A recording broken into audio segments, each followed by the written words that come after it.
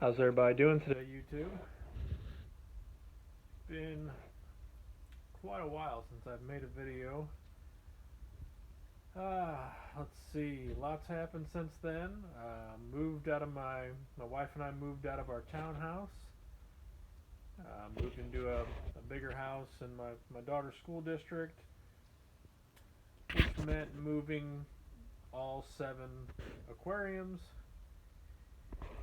One of them was a 55, two 29s, a 20 high, some 10s.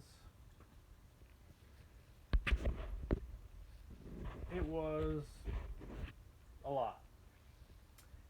And I think the worst part was we weren't planning on moving. And, a house came up in the area we wanted to live in. Long story short, I remodel homes for a living. It was a fixer-upper. They wanted to get rid of it. We made an offer, before it hit the market. We got the house, which meant that we had to get out of our house extremely quickly. And, our house got an offer very quick. They wanted a quick close. Long story short, didn't have really anywhere to go with the fish. Ended up having to try to do it all within a day and a half. And it was a mess. I set up a big, basically above ground pond over here at the new house. And, brought all the fish over. And this is June. So in St. Louis, so it's it's pretty warm, and assumed everything would be good, and put all the fish in the tote, moved everything over, but then got real busy with moving everything and trying to get the house ready and sell the other house. And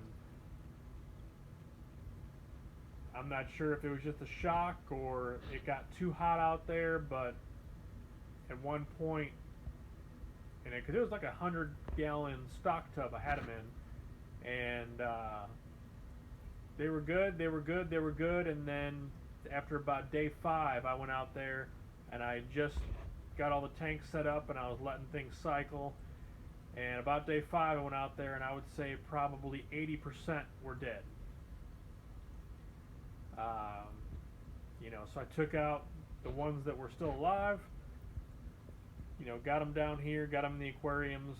From that group, I was able to salvage maybe 3 fish out of all the tanks. Lost all my cherry shrimp, so I thought. I was actually doing a water change on this tank yesterday and found 1 cherry shrimp swimming around in there. He must have gotten transferred in when I was transferring all the fish. So over the last couple months, I've been slowly building back up my tanks. Admittedly, I was pretty pissed off about the fish. I considered not even setting up any more tanks. But ultimately I ended up setting this tank back up, and the plants have rebounded, and so I currently only have 3 tanks set up. I'm probably going to keep it like that for a while. When I finish my basement, I'm planning on getting a 125-gallon tank, so then I will do some changing and some setups. But now that that's out of the way, this is my 55-gallon. My daughter calls it the Platy Palace, and it's basically all platies. There are some Cory cats. I have 2 mollies. I have 1 black molly there that looks to be pretty pregnant, and I have a gold sailfin molly there.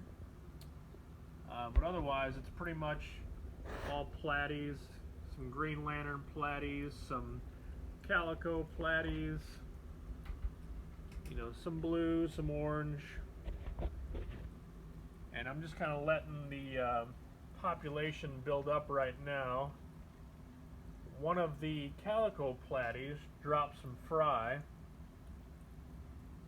I'll see if I can.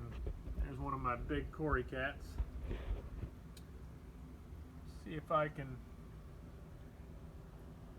There's another Cory cat, but in the back, there's one of the fry.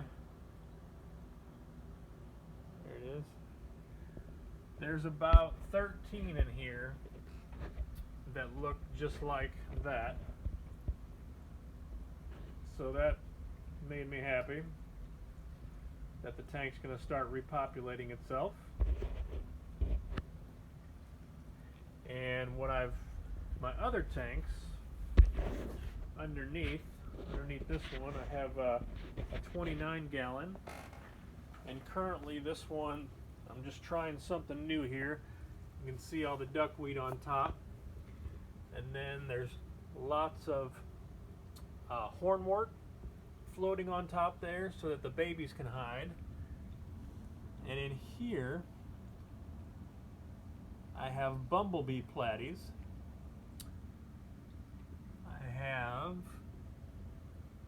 They're hiding, but I have 3 females and 1 male. And so what I'm trying to do there is I'm trying to just breed bumblebee platies because they're one of my favorite, and the local pet stores never have them. And I was able to find these 4. I had to go to 3 different mom and pop shops to get them. And you know, so now they've been in there for about 2 weeks.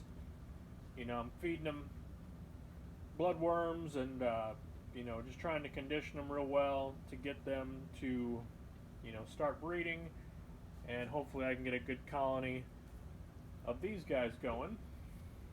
And then over here I have a 10-gallon tank. On the bottom, you know, lots of big rocks, lots of hiding spots, filled with hornwort.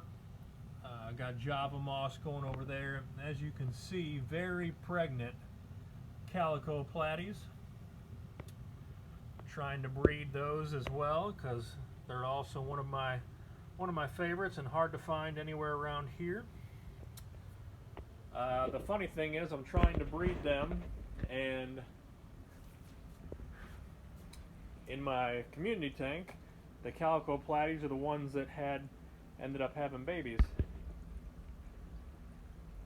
So that's what I got going on right now. Hope everyone's doing well, and I will post updates when I start getting some fry from either of these 2 tanks. And also, the other thing with this one, it is it's a planted tank, obviously, but it's also a dirted tank. So I have organic soil underneath here, and then probably about 2 inches of gravel above that.